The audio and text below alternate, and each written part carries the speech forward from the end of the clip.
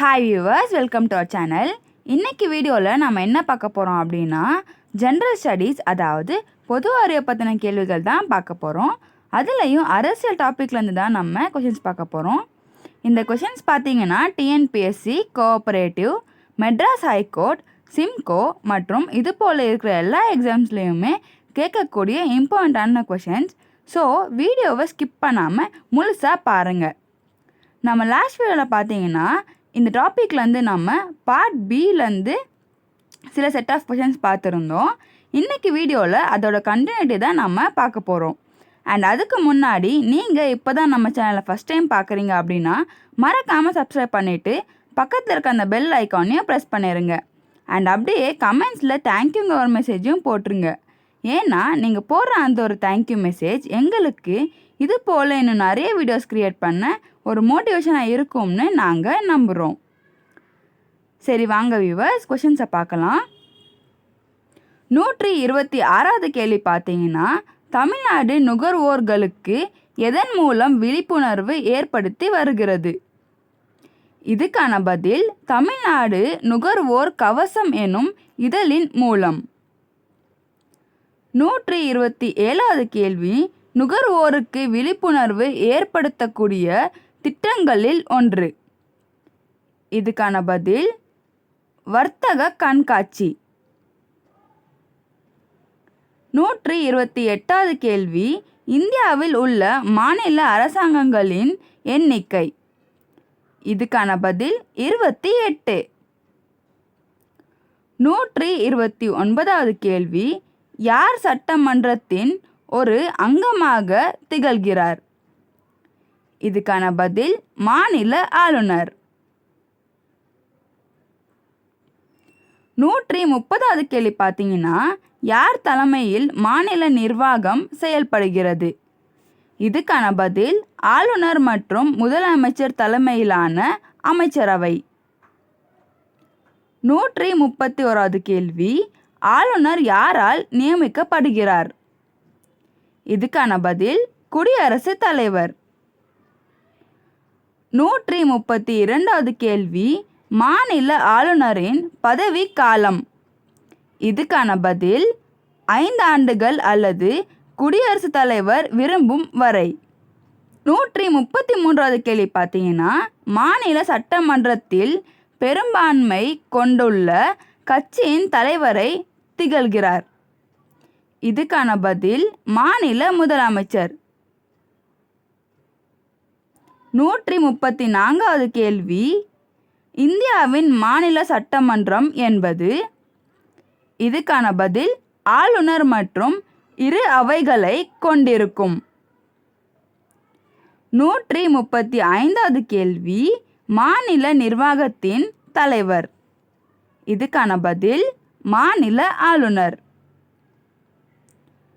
136வது கேள்வி, மாநில சட்டமன்றம் எத்தனை அவைகளை கொண்டு உள்ளது? இதுக்கான பதில் 2 அவைகள். முதலாவது சட்டமன்ற மேலவை, 2வது சட்டமன்றம் கீழவை. 137வது கேள்வி பார்த்தீங்கன்னா, ஈரவை சட்டமன்றம் கொண்ட மாநிலங்கள் எத்தனை? இதுக்கான பதில் பீகார், கர்நாடகா, ஆந்திர பிரதேசம், தெலங்கானா, உத்தரப்பிரதேசம், மகாராஷ்டிரா. 138வது கேள்வி, சட்ட மேலவை உறுப்பினர்கள் மிக குறைந்த எண்ணிக்கை. இதுக்கான பதில் 40 உறுப்பினர்கள். 139வது கேள்வி, மாநில அரசாங்கத்தின் சட்டங்களை உருவாக்கியவர்கள் யார்? இதுக்கான பதில் சட்டமன்ற உறுப்பினர்கள். 140வது கேள்வி பார்த்தீங்கன்னா, அரசியல் அமைப்பின்படி சட்டமன்ற பேரவையின் உறுப்பினர்கள் எண்ணிக்கை. இதுக்கான பதில் 500 உறுப்பினர்களுக்கு மிகாமலும் உறுப்பினர்களுக்கு குறையாமலும் இருக்க வேண்டும். 141வது கேள்வி, மாநில அமைச்சரவை குழுவின் தலைவர். இதுக்கான பதில் முதலமைச்சர். 142வது கேள்வி, மாநில சட்டமன்ற கூட்டத்தை கூட்டம் ஒத்தி வைக்கும் அதிகாரம் பெற்றவர். இதுக்கான பதில் மாநில ஆளுநர். 143வது கேள்வி, உயர்நீதிமன்ற நீதிபதிகள் ஓய்வு பெறும் வயது. இதுக்கான பதில் 62. 144வது கேள்வி, மாவட்ட நீதிபதிகள் நியமனம் செய்பவர். இதுக்கான பதில் ஆளுநர். 145வது கேள்வி, ஒருவர் சட்டப்பேரவை உறுப்பினராக எத்தனை வயது நிறைவடைந்து இருக்க வேண்டும்? இதுக்கான பதில் 25 வயது. 146வது கேள்வி, தமிழ்நாட்டில் உள்ள தொகுதிகளின் எண்ணிக்கை எவ்வளவு?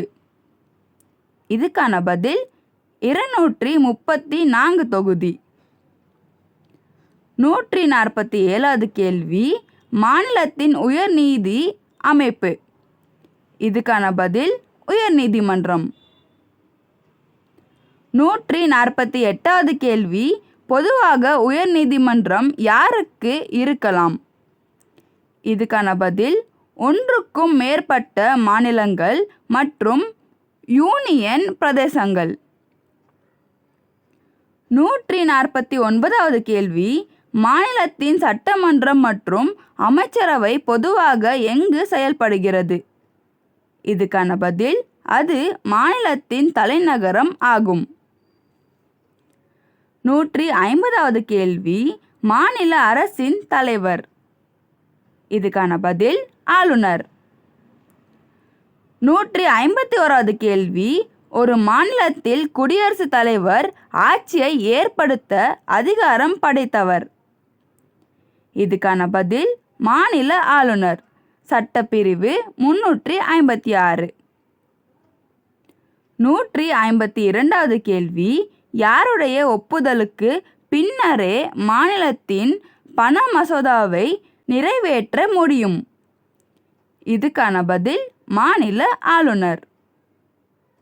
153வது கேள்வி, சட்டமன்றம் கூட்டம் நடைபெறாத போது அவசர சட்டத்தை பிறப்பிக்கும் அதிகாரம் படைத்தவர். இதுக்கான பதில் மாநில ஆளுநர். விதி 213. 154வது கேள்வி, சட்டமன்ற உறுப்பினர் இல்லாத ஒருவர் முதலமைச்சராக பதவியேற்கும் போது அவர் எத்தனை மாதங்களுக்குள் சட்டமன்ற உறுப்பினராக தேர்ந்தெடுக்கப்பட வேண்டும்? இதுக்கான பதில் 6 மாதத்திற்குள். 155வது கேள்வி, மாநில சட்டமன்ற மேலவையில் குறைந்தபட்சம் எத்தனை உறுப்பினர்கள் கொண்டிருக்க வேண்டும்? இதுக்கான பதில் மாநில சட்டப்பேரவை உறுப்பினர்களில் 1/3 பங்கு, அதாவது 1/3 ஷேர். 156வது கேள்வி, மாநில சட்ட மேலவைக்கு எவ்வாறு உறுப்பினர்கள் ஓய்வு பெறுகின்றனர்?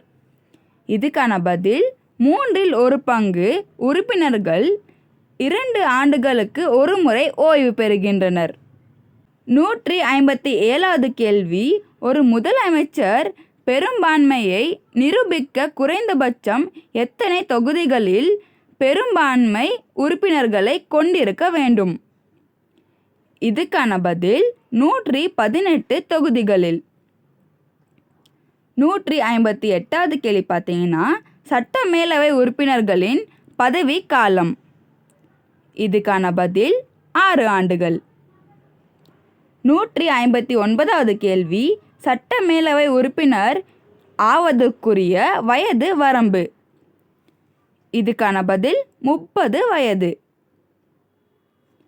160வது கேள்வி பார்த்தீங்கன்னா, சட்ட மேலவை தலைவர் இல்லாத போது அவையை நடத்துபவர். இதுக்கான பதில் அவையின் துணைத் தலைவர்.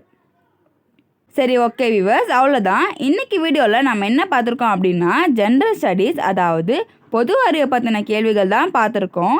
அதுலேயும் அரசியல் டாப்பிக்லேருந்து தான் நம்ம கொஷின்ஸ் பார்த்துருக்கோம்.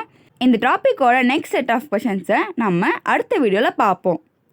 இந்த வீடியோ உங்களுக்கு பிடிச்சிருந்தா அண்ட் யூஸ்ஃபுல்லு தோணியிருந்தா மறக்காமல் ஒரு லைக் போட்டுருங்க. அண்ட் அப்படியே கமெண்ட்ஸில் தேங்க்யூங்கிற ஒரு மெசேஜும் போட்டுருங்க. ஏன்னா நீங்கள் போடுற அந்த ஒரு தேங்க்யூ மெசேஜ் எங்களுக்கு இது போல் இன்னும் நிறைய வீடியோஸ் க்ரியேட் பண்ண ஒரு மோட்டிவேஷனாக இருக்கும்னு நாங்கள் நம்புகிறோம். அண்ட் இந்த வீடியோவோட எந்த பாட்டிலாச்சும் உங்களுக்கு ஏதாச்சும் டவுட்ஸ் இருந்தால் தயங்காமல் கமெண்ட்ஸில் கன்வே பண்ணிடுங்க. நாங்கள் உங்கள் எல்லாரோட டவுட்ஸையுமே கண்டிப்பாக கிளியர் பண்ணி வைப்போம். தேங்க்யூ.